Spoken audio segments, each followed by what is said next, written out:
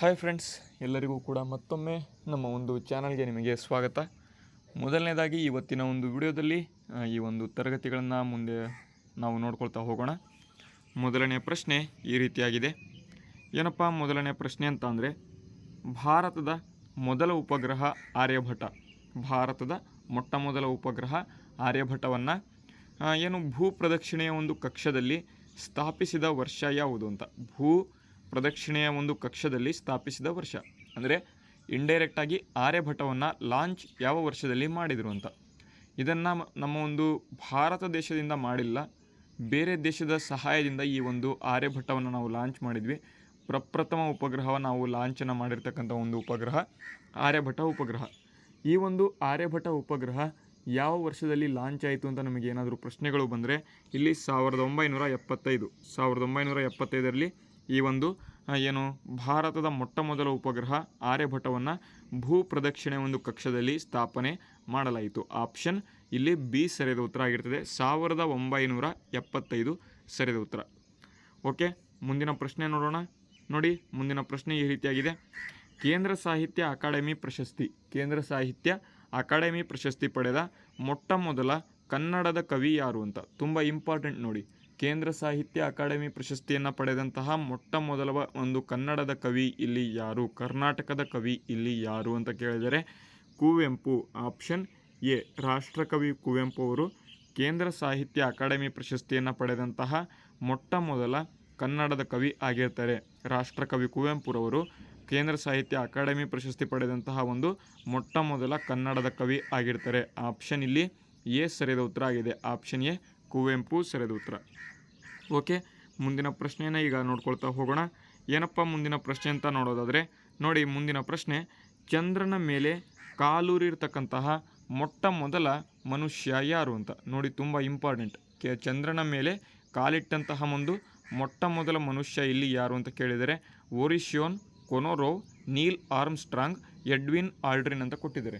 ನೋಡಿ, ನಿಮಗೆಲ್ಲರಿಗೂ ಕೂಡ ಗೊತ್ತಿರ್ತದೆ, ಜುಲೈ 19ರಂದು 1969ರಲ್ಲಿ ಈ ಒಂದು ನೀಲ್ ಆರ್ಮ್ಸ್ಟ್ರಾಂಗ್ ಎಂಬತಕ್ಕಂತಹ ಒಂದು ವ್ಯಕ್ತಿ ಅಪೋಲೋ ಮಿಷನ್ನಿಂದ, ಅಂದರೆ USA ಅಥವಾ ಯುನೈಟೆಡ್ ಸ್ಟೇಟ್ಸ್ ಆಫ್ ಅಮೇರಿಕಾದ ಒಂದು ಅಪೋಲೋ ಮಿಷನ್ನಿಂದ ಚಂದ್ರನ ಮೇಲೆ ಮೊಟ್ಟ ಮೊದಲ ಒಂದು ಬಾರಿಗೆ ಚಂದ್ರನ ಮೇಲೆ ಕಾಲಿಟ್ಟಿರ್ತಾನೆ. ಯಾರಪ್ಪ ಅಂತ ಅಂದರೆ ನೀಲ್ ಆರ್ಮ್ಸ್ಟ್ರಾಂಗ್ ಎಂಬತಕ್ಕಂತಹ ಒಂದು ವ್ಯಕ್ತಿ. ಈ ಒಂದು ನೀಲ್ ಆರ್ಮ್ಸ್ಟ್ರಾಂಗ್ ಎಂಬತಕ್ಕಂಥ ಒಂದು ವ್ಯಕ್ತಿ ಕಾಲಿಟ್ಟ ನಂತರ ಇವನ ಜೊತೆಗೆ ಇನ್ನೊಬ್ಬನು ಹೋಗಿರ್ತಾನೆ. ಅವನೇ ಯಾರಪ್ಪ ಅಂತ ಅಂದರೆ ಎಡ್ವಿನ್ ಆಲ್ಡ್ರಿನ್ ಎಂಬತಕ್ಕಂಥವನು. ಇಲ್ಲಿ ನೀಲ್ ಆರ್ಮ್ಸ್ಟ್ರಾಂಗ್ ಮೊಟ್ಟ ಮೊದಲ ವ್ಯಕ್ತಿ ಆದರೆ ಎಡ್ವಿನ್ ಆಲ್ಡ್ರಿನ್ ಎಂಬತಕ್ಕಂಥವನು ಎರಡನೇ ವ್ಯಕ್ತಿ ಆಗಿರ್ತಕ್ಕಂಥವನು. ಎರಡನೇ ವ್ಯಕ್ತಿ, ಈ ಒಂದು ಚಂದ್ರನ ಮೇಲೆ ಕಾಲೂರಿರ್ತಕ್ಕಂಥ ಒಂದು ಎರಡನೇ ವ್ಯಕ್ತಿ ಎಡ್ವಿನ್ ಆಲ್ಡ್ರಿನ್. ನಿಮಗೆ ಇಲ್ಲಿಂದನೂ ಕೂಡ ಪ್ರಶ್ನೆ ಬರಬಹುದು. ನೀಲ್ ಆರ್ಮ್ಸ್ಟ್ರಾಂಗ್ ಎಲ್ಲರಿಗೂ ಕೂಡ ಗೊತ್ತಿರ್ತದೆ, ಆದರೆ ಎಡ್ವಿನ್ ಆಲ್ಡ್ರಿನ್ ಯಾರಿಗೂ ಕೂಡ ಗೊತ್ತಿರೋದಿಲ್ಲ. ಹಾಗಾಗಿ ಪ್ರಶ್ನೆಗಳು ಈ ರೀತಿಯಾಗೂ ಕೂಡ ಫ್ರೇಮ್ ಆಗ್ಬೋದು. ಚಂದ್ರನ ಮೇಲೆ ಎರಡನೇ ಬಾರಿಗೆ ಕಾಲಿಟ್ಟಂತಹ ಅಥವಾ ಎರಡನೇ ವ್ಯಕ್ತಿ ಯಾರು ಅಂತ ಕೇಳ್ಬೋದು. ಕಾಲೂರಿರ್ತಕ್ಕಂಥ ಒಂದು ಎರಡನೇ ವ್ಯಕ್ತಿ ಯಾರು ಅಂತ ಇಲ್ಲಿ ಕೇಳ್ಬೋದು. ಪ್ರಶ್ನೆಗಳು ಈ ರೀತಿಯಾಗೂ ಕೂಡ ಬರುವಂತಹ ಒಂದು ಸಾಧ್ಯತೆ ತುಂಬ ಇದೆ. ಯಾಕೆ ಅಂತಂದರೆ ಈಗ ಪ್ರೆಸೆಂಟ್ ಸಿಚುವೇಷನ್ನಲ್ಲಿ ಕಾಂಪಿಟೇಷನ್ ಜಾಸ್ತಿ ಇದೆ. ಇದು ಕೂಡ ಎಲ್ಲರಿಗೂ ಕೂಡ ಗೊತ್ತಿರ್ತದೆ. ಆಲ್ಮೋಸ್ಟ್ ಇದು ಕೂಡ ಎಲ್ಲರಿಗೂ ಕೂಡ ಗೊತ್ತಿರ್ತದೆ. ಆದರೆ ಈ ರೀತಿಯಾಗಿ ಪ್ರಶ್ನೆ ಕೇಳಬಹುದು. ಅಪೋಲೋ ಮಿಷನ್ನಲ್ಲಿ ಟೋಟಲ್ ಆಗಿ ಎಷ್ಟು ಜನ ಇಲ್ಲಿ ಕುಳಿತಿದ್ರು ಅಥವಾ ಎಷ್ಟು ಜನ ಹೋದರು ಅಂತ ನಿಮಗೂ ಕೂಡ ಪ್ರಶ್ನೆ ಕೇಳಬಹುದು. ಟೋಟಲ್ ಆಗಿ 3 ಜನ ಹೋದರು. ಅದರಲ್ಲಿ ನೀಲ್ ಆರ್ಮ್ಸ್ಟ್ರಾಂಗ್ ಮತ್ತು ಎಡ್ವಿನ್ ಆಲ್ಡ್ರಿನ್ ಚಂದ್ರನ ಮೇಲೆ ಕಾಲಿಟ್ಟರೆ ಕಕ್ಷೆಯಲ್ಲಿ ತಿರುಗಿರ್ತಕ್ಕಂಥ ಒಬ್ಬ ವ್ಯಕ್ತಿ ಯಾರು ಅಂತ ಕೇಳಬಹುದು. ಕಕ್ಷೆಯಲ್ಲಿ ತಿರುಗಿರ್ತಕ್ಕಂಥ ಒಬ್ಬ ವ್ಯಕ್ತಿ ಇಲ್ಲಿ ಯಾರು ಅಂತ ಕೇಳಬಹುದು. ಈ ಒಂದು ಕಕ್ಷೆಯಲ್ಲಿ ತಿರುಗಿರ್ತಕ್ಕಂಥ ಒಂದು ವ್ಯಕ್ತಿಯ ಹೆಸರನ್ನು ನೀವು ನಮಗೆ ಆನ್ಸರ್ನ ಮಾಡಬೇಕು. ಕಕ್ಷೆಯಲ್ಲಿ ತಿರುಗಿದಂತಹ ಒಂದು ವ್ಯಕ್ತಿಯನ್ನು ನೀವು ಆನ್ಸರ್ನ ಮಾಡಬೇಕು. ನೋಡಿ, ಈ ರೀತಿಯಾಗಿ ತರಗತಿಗಳು ಇರ್ತವೆ. ನಮ್ಮ ಒಂದು ತರಗತಿಗಳು ಯಾವ ಮಟ್ಟದಲ್ಲಿ ಇರ್ತವೆ ಅಂತ ನಿಮಗೆ ನೋಡ್ಬೋದು. ಕಕ್ಷೆಯಲ್ಲಿ ತಿರುಗಿರ್ತಕ್ಕಂಥ ಒಂದು ವ್ಯಕ್ತಿ ಯಾರು ಅಂತ ನಾವು ಕೇಳ್ತಾ ಇದ್ದೇವೆ ಅಂತ ಅಂದರೆ ಎಲ್ಲರೂ ಕೂಡ ಈ ಒಂದು ತರಗತಿಗಳನ್ನು ಸಂಪೂರ್ಣವಾಗಿ ನೋಡ್ತಾ ಹೋಗಿ. ಓಕೆ, ಮುಂದಿನ ಪ್ರಶ್ನೆ ನೋಡೋಣ.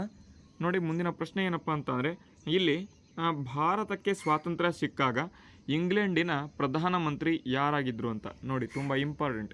ಭಾರತಕ್ಕೆ ಸ್ವಾತಂತ್ರ್ಯ ಸಿಕ್ಕಾಗ 1947ರಲ್ಲಿ ಇಂಗ್ಲೆಂಡಿನ ಪ್ರಧಾನಮಂತ್ರಿ ಇಲ್ಲಿ ಯಾರಾಗಿದ್ದರು ಅಂತ ಕೇಳಿದರೆ ತುಂಬ ಇಂಪಾರ್ಟೆಂಟ್ ಪ್ರಶ್ನೆ ಇದು. ಯಾಕೆ ಅಂತ ಅಂದರೆ ಆ ಒಂದು ಸಂದರ್ಭದಲ್ಲಿ ಪ್ರಧಾನಮಂತ್ರಿ ಅಥವಾ ಅಲ್ಲಿನ ಒಂದು ಏನು ಅಧ್ಯಕ್ಷರು ಇಲ್ಲಿ ಯಾರಾಗಿದ್ರು ಅಂತ ಕೇಳ್ಬೋದು. ನೋಡಿ, ಕ್ಲೆಮೆಂಟ್ ಎಟಲಿ ಎಂಬತಕ್ಕಂಥವನು ಆಪ್ಷನ್ ಬಿ ಕ್ಲೆಮೆಂಟ್ ಎಟಲಿ ಈ ಒಂದು ಭಾರತಕ್ಕೆ ಸ್ವಾತಂತ್ರ್ಯ ಸಿಕ್ಕಾಗ ಇಂಗ್ಲೆಂಡಿನ ಪ್ರಧಾನಮಂತ್ರಿ ಆಗಿರತಕ್ಕಂಥವನು ಆಪ್ಷನ್ ಬಿ ಕ್ಲೆಮೆಂಟ್ ಎಟಲಿ ಸರಿಯಾದ ಉತ್ತರ ಆಗಿದೆ. ಓಕೆ, ಅದೇ ರೀತಿ ಮುಂದಿನ ಪ್ರಶ್ನೆ ನೋಡೋಣ. ನೋಡಿ, ಮುಂದಿನ ಪ್ರಶ್ನೆ ಏನಿದೆ ಅಂತ, ಮೊಬೈಲ್ ಫೋನ್ಗಳ ಒಂದು ವಿವಿಧ ರಿಂಗ್ ಟೋನ್ ತರಂಗಗಳಿಂದ ಅವಸಾನದ ಒಂದು ಹಂಚಿಗೆ ತಲುಪಿದ ಪಕ್ಷಿ ಯಾರು ಅಂತ. ನೋಡಿ, ಅವಸಾನದ ಹಂಚಿಗೆ ಅಂತ ಅಂದರೆ ಏನು, ಎಕ್ಸ್ಟೆನ್ಷನ್ ಅಥವಾ ಎಕ್ಸ್ಟಿಂಕ್ಷನ್ ಅಂತ ಕರಿತೇವೆ. ವಲ್ನರೇಬಲ್ ಅಂತ ಎಕ್ಸ್ಟಿಂಕ್ಷನ್ ಅಂದರೆ ಅದು ಮತ್ತೆ ಆ ಒಂದು ಪಕ್ಷಿನ ನೋಡೋದಕ್ಕೆ ಆಗೋದಿಲ್ಲ. ಯಾವುದರಿಂದ ಅಂತಂದರೆ ಮೊಬೈಲ್ ಫೋನ್ಗಳ ಒಂದು ವಿವಿಧ ರಿಂಗ್ ಟೋನ್ಗಳಿಂದ.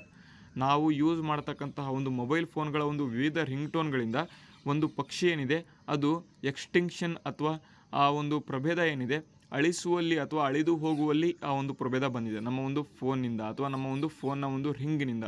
ಫೋನ್ ಕರೆ ನಾವೇನು ಮಾಡ್ತೇವೆ, ರಿಂಗ್ ಆಗ್ತದೆ, ಸೌಂಡ್ ಆಗ್ತದೆ, ಆ ಒಂದು ಸೌಂಡಿಂದ ಈ ಒಂದು ಪಕ್ಷಿ ಏನಿದೆ ಅಳಿವಿನಂಚಿನಲ್ಲಿ ಇರತಕ್ಕಂಥ ಒಂದು ಪಕ್ಷಿ ಇದೆ ಅಥವಾ ಈಗಾಗಲೇ ಅದು ಆ ಒಂದು ಹಂಚಿಗೆ ತಲುಪಿದೆ. ಆ ಒಂದು ಪಕ್ಷಿ ಯಾವುದು ಅಂತ ಕೇಳಿದರೆ ನೋಡಿ, ತುಂಬ ಇಂಪಾರ್ಟೆಂಟು, ಝೇಂಕಾರ ಪಕ್ಷಿ, ಕಿವಿ ಹಕ್ಕಿ, ಗುಪ್ಪಚ್ಚಿ, ಪಿಕಲಾರ ಅಂತ. ನೋಡಿ, ನೀವು ಸಣ್ಣವರಿದ್ದಾಗ ಗುಪ್ಪಚ್ಚಿಯನ್ನು ನೋಡಿರ್ತೀರ,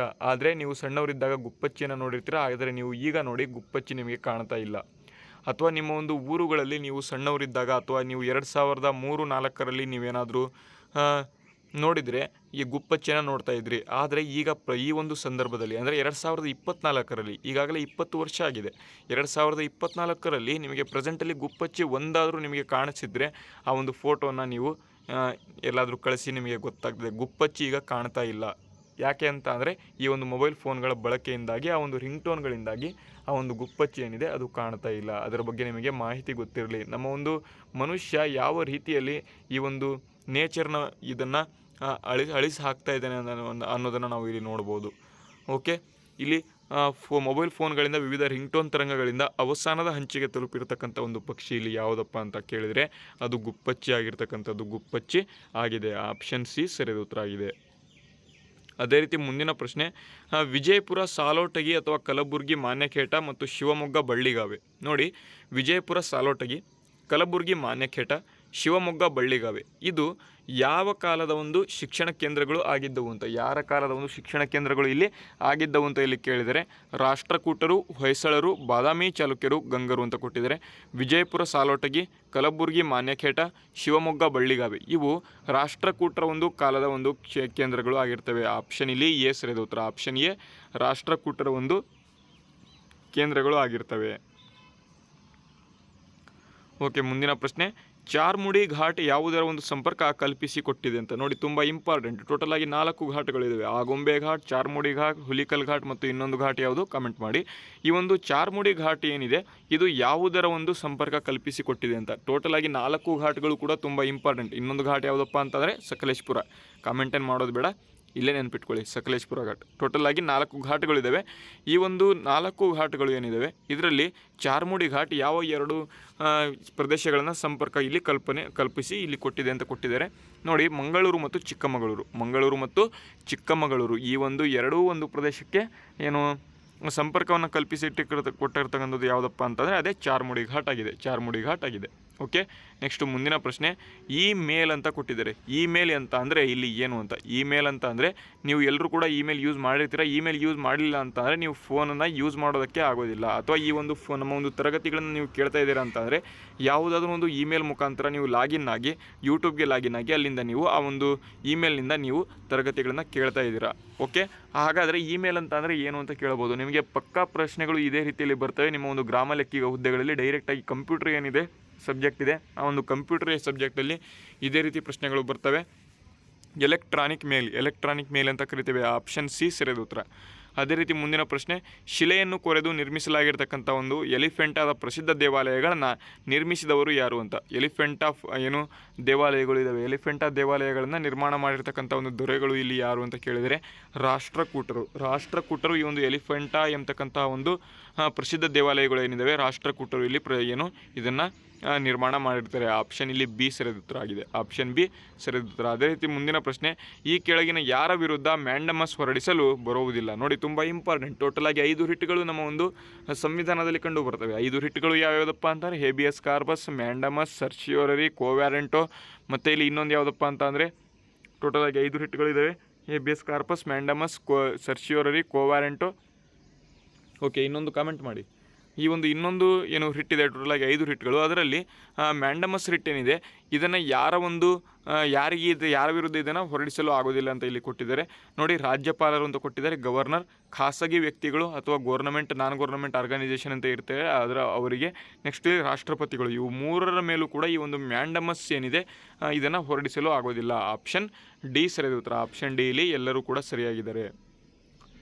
ಅದೇ ರೀತಿ ಮುಂದಿನ ಪ್ರಶ್ನೆ, ಕರ್ನಾಟಕಕ್ಕೆ ಕಾಫಿಯನ್ನು ಪರಿಚಯ ಮಾಡಿರ್ತಕ್ಕಂಥವರು ಯಾರು ಅಂತ ಕೇಳಿದರೆ, ತುಂಬ ಇಂಪಾರ್ಟೆಂಟು. ಈ ಒಂದು ಪ್ರಶ್ನೆ ಅತಿ ಮುಖ್ಯವಾಗಿ ತುಂಬ ಸಲ ಇಲ್ಲಿ ಬಂದಿದೆ. ಕರ್ನಾಟಕಕ್ಕೆ ಕಾಫಿಯನ್ನು ಪರಿಚಯ ಮಾಡಿರ್ತಕ್ಕಂಥವ್ರು ಇಲ್ಲಿ ಯಾರು ಅಂತ ಕೇಳಿದರೆ, ಬಾಬಾ ಬುಡನ್ಗಿರಿ ಎಂಬತಕ್ಕಂಥ ಒಂದು ಸಂತ. ಬಾಬಾ ಬುಡನ್ಗಿರಿ ಎಂಬತಕ್ಕಂತಹ ಒಂದು ಸಂತ ಈ ಒಂದು ಕರ್ನಾಟಕಕ್ಕೆ ಕಾಫಿಯನ್ನು ಪರಿಚಯ ಮಾಡಿರ್ತಾರೆ. ಆಪ್ಷನ್ ಇಲ್ಲಿ ಎ ಸರಿಯಾದ ಉತ್ತರ ಆಗಿದೆ. ಅದೇ ರೀತಿ ಮುಂದಿನ ಪ್ರಶ್ನೆ, ನೀರಿನೊಳಗೆ ಸಾಗುವ ಹಡಗನ್ನು ಏನೆಂದು ಕರೆಯುತ್ತಾರೆ ಅಂತ ಇಲ್ಲಿ ಕೇಳಿದರೆ, ನೀರಿನೊಳಗೆ ಸಾಕ್ತಕ್ಕಂಥ ಒಂದು ಹಡಗನ್ನು ಏನೆಂದು ಇಲ್ಲಿ ಕರೀತಾರೆ ಅಂತ ಇಲ್ಲಿ ಪ್ರಶ್ನೆ ಕೇಳಿದರೆ, ನೀರಿನೊಳಗೆ ಸಾಕ್ತಕ್ಕಂಥ ಹಡಗನ್ನು ಇಲ್ಲಿ ಸಬ್ಮೆರಿನ್ ಅಂತ ಇಲ್ಲಿ ಕರೀತಾರೆ. ಸಬ್ಮರಿನ್ ಅಂತ ಇಲ್ಲಿ ಕರೀತಾರೆ. ಆಪ್ಷನ್ ಇಲ್ಲಿ ಏನು ಬಿ ಸರಿಯಾದ ಉತ್ತರ. ಆಪ್ಷನ್ ಬಿ ಇಲ್ಲಿ ಸರಿಯಾದ ಉತ್ತರ ಆಗಿದೆ. ಅದೇ ರೀತಿ ಮುಂದಿನ ಪ್ರಶ್ನೆ, ಬೈಬಲನ್ನು ಮೊದಲು ಕನ್ನಡಕ್ಕೆ ತಂದವರು ಯಾರು ಅಂತ. ತುಂಬ ಇಂಪಾರ್ಟೆಂಟ್. ಬೈಬಲನ್ನು ಮೊಟ್ಟ ಮೊದಲ ಬಾರಿಗೆ ಕನ್ನಡಕ್ಕೆ ತಂದವರು ಇಲ್ಲಿ ಯಾರು ಅಂತ ಕೇಳಿದರೆ, ಕನ್ನಡಕ್ಕೆ ತಂದವರು ಯಾರಪ್ಪ ಅಂತ ಅಂದರೆ ಇಲ್ಲಿ ಜಾನ್ ಹ್ಯಾಂಡ್ಸ್ ಎಂಬತಕ್ಕಂಥವನು. ಜಾನ್ ಹ್ಯಾಂಡ್ಸ್ ಎಂಬತಕ್ಕಂತಹ ಒಂದು ವ್ಯಕ್ತಿ ಬೈಬಲ್ ಎಂಬತಕ್ಕಂಥದ್ದನ್ನು ಇಂಗ್ಲೀಷ್ನಿಂದ ಕನ್ನಡಕ್ಕೆ ಅಥವಾ ಈ ಒಂದು ಬೈಬಲನ್ನು ಅನುವಾದ ಮಾಡಿ ಕನ್ನಡಕ್ಕೆ ತೆಗೆದುಕೊಂಡು ಬಂದಿರತಕ್ಕಂಥವನು ಜಾನ್ ಹ್ಯಾಂಡ್ಸ್ ಎಂಬತಕ್ಕಂಥವನು. ಆಪ್ಷನ್ ಎ ಇಲ್ಲಿ ಸರಿಯಾದ ಉತ್ತರ ಆಗಿದೆ. ಅದೇ ರೀತಿ ಮುಂದಿನ ಪ್ರಶ್ನೆ, ವಿಜಯನಗರ ಸಾಮ್ರಾಜ್ಯ ಸ್ಥಾಪನೆಗೆ ಸಂಬಂಧಪಟ್ಟಿರ್ತಕ್ಕಂಥ ಒಂದು ಆಧ್ಯಾತ್ಮಿಕ ಒಂದು ನಾಯಕರು ಯಾರು ಅಂತ. ವಿಜಯನಗರ ಸಾಮ್ರಾಜ್ಯಕ್ಕೆ ಸಂಬಂಧಪಟ್ಟಿರ್ತಕ್ಕಂತಹ ಆಧ್ಯಾತ್ಮಿಕ ನಾಯಕರು ಯಾರು ಅಂತ ಕೇಳಿದರೆ 4 ಆಪ್ಷನ್ ಇದ್ದಾವೆ ನೋಡಿ. ರಾಮದಾಸ, ಪುರಂದರದಾಸ, ಅಪ್ಪಯ್ಯ ದೀಕ್ಷಿತರು ಮತ್ತು ವಿದ್ಯಾರಣ್ಯರು ಅಂತ. ನೋಡಿ, ಹಕ್ಕಬುಕ್ಕರ ಒಂದು ಏನು ಹಕ್ಕಬುಕ್ಕರಿದ್ದಾರೆ ಅವರ ಒಂದು ಇದಾಗಿ ಹಕ್ಕಬುಕ್ಕರು ಏನಿದ್ದಾರೆ ಅವರಿಗೆ ವಿದ್ಯಾರಣ್ಯರು ಏನಿದ್ದಾರೆ ಸ್ಥಾಪನೆಗೆ ಸಂಬಂಧಪಟ್ಟಂತೆ ಆಧ್ಯಾತ್ಮಿಕ ನಾಯಕರು ಆಗಿರ್ತಾರೆ. ಆಪ್ಷನ್ ಇಲ್ಲಿ ಡಿ ಸರಿಯಾದ ಉತ್ತರ ಆಗಿದೆ. ಅದೇ ರೀತಿ ಮುಂದಿನ ಪ್ರಶ್ನೆ, ರಿಕ್ಟರ್ ಸ್ಕೇಲ್ ಯಾವುದಕ್ಕೆ ಸಂಬಂಧ ಹೊಂದಿದೆ ಅಂತ ಕೇಳಿದರೆ, ನೋಡಿ, ಸೆಸಿಮೋಗ್ರಾಫ್, ರಿಕ್ಟರ್ ಸ್ಕೇಲ್ ಮತ್ತು ಮರ್ಕಲಿ ಸ್ಕೇಲ್. ಟೋಟಲ್ ಆಗಿ 3 ಸ್ಕೇಲ್ಗಳು ಈ ಒಂದು ಭೂಕಂಪಕ್ಕೆ ಸಂಬಂಧ ಹೊಂದಿರ್ತವೆ.